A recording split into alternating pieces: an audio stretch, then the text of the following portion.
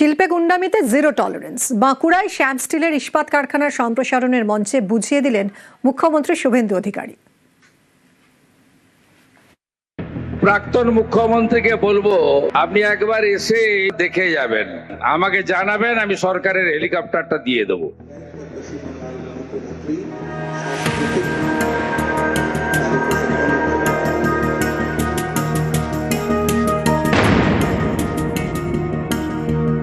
এবারে যদি এই সরকারটা না আসতো, এরা সব উড়িষ্যা চলে যাবে ঠিক করেছিল।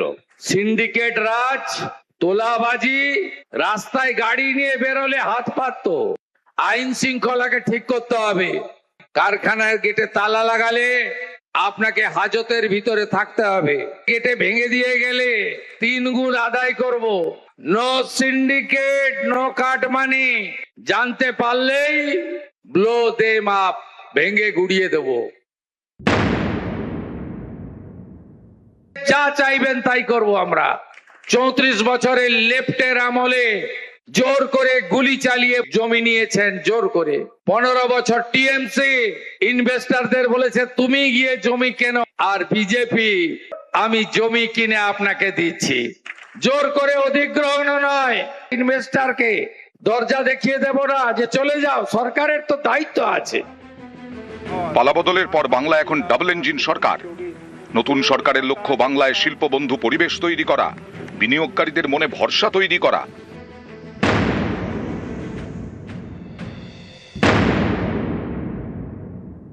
सरकार तो आपका साथ है। एनडीए सरकार केवल पश्चिम बंगाल में नहीं है, 21 बड़ा प्रदेश में एनडीए का सरकार है। जितना भी इन्वेस्टमेंट हो रहा है, ज्यादा गुजरात में, महाराष्ट्र में, यूपी में हो रहा है।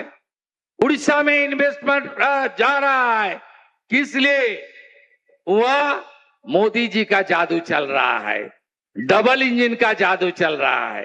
पश्चिम बंगाल की जनता को मैं इस विश्वास दिलाना चाहता हूं, ये सरकार राजमार्ग, रेलवे, एयरपोर्ट, सीपोर्ट सब करेगा आप लोग के लिए।